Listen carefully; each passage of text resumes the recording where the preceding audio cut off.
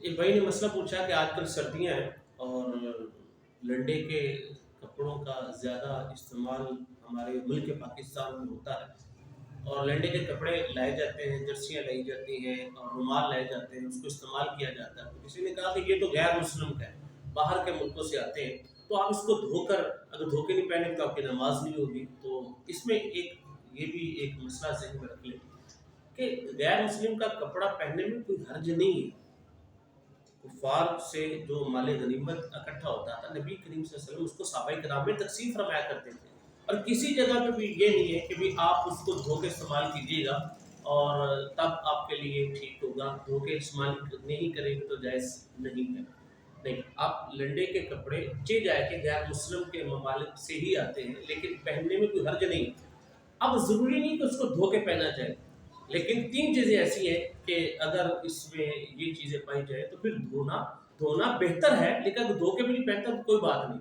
क्या नंबर 1 अगर आपने कोई ज़ाहिरी निजासत उस जर्सी में देख ली है या आपने वो रुमाल लिया, ज़ाहिरी निजासत आपको पता चल गई है, निजासत लगी हुई है, फिर तो धोना ज़रूरी है।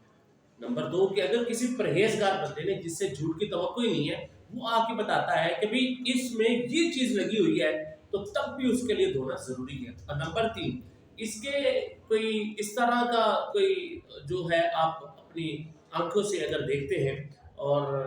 कि इसमें आमेज़श की जा रही है, ये रस्सी के ऊपर लगाई जा रही है, निजासत लगाई जा रही है, तो तब भी पहनना जायज़ नहीं है, जब तक धोया ना जाए। लेकिन अगर ये चीज़ें नहीं है, हम अगर आप जाते हैं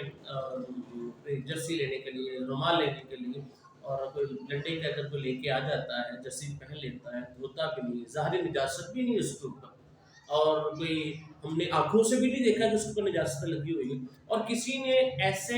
सिका बंदे ने जो परहेज़गार मुत्तकी उसने बताया भी नहीं है कि इसके ऊपर निजासत लगी हुई, तो कोई बात नहीं। जब मौका मिला तो आप उसको धो लें, धोना बेहतर है, लेकिन धोने के बगैर भी अगर पहन लेते तो कोई शरई इसमें कबाहत नहीं है इसमें। बाकी गैर मुस्लिम की जो चीज़ें हैं इस्तेमाल करने में कोई हर्ज